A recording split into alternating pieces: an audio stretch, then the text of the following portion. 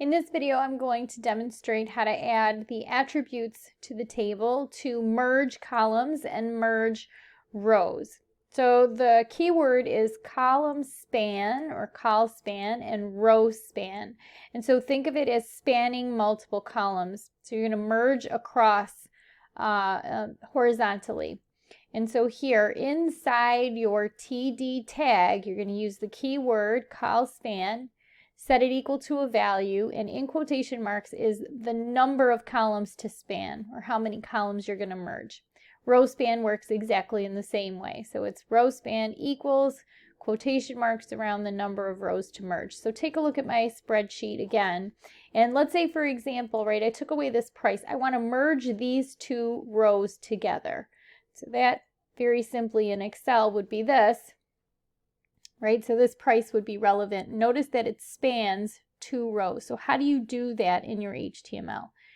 So let's go back to the HTML, and I'm going to put it side by side here so that you can just kind of get a feel for. I know I could do my snap, but this is easy.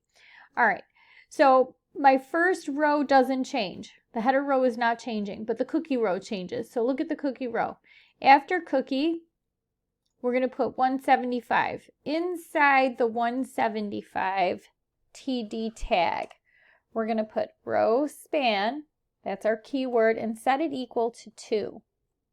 Okay, so now this means I'm going to merge this with this item here. So what happens to this guy?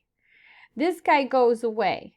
You no longer need this cell because this is taking the place of these two cells. So here I'm just going to comment it out.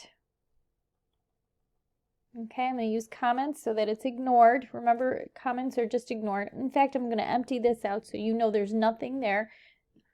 And hit save. And if we render the page, you'll notice that's exactly what happened, right? It combined the two. So remember again, I'm going to say it again. When you use a row span, the affected rows that follow would not need to have a cell there. Okay, this is taking the place of 2.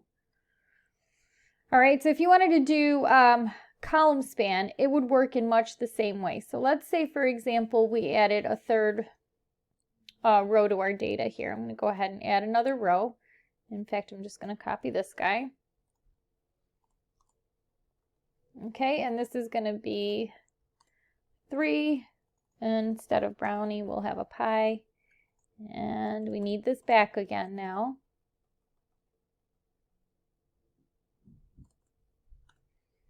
Okay, and this is, I don't know, $5.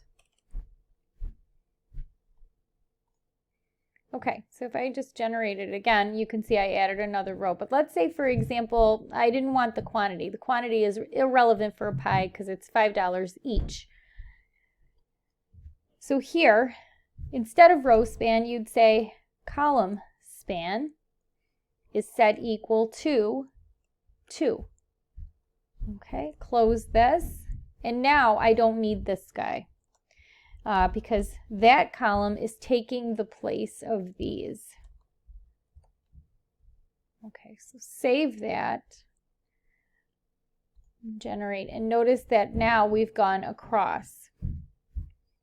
All right, so that's how you would use row span and column span, and I encourage you to try it out because then you'll be able to troubleshoot easily and understand how that works. But I'm going to put this example on Blackboard for you so that you have something to look at.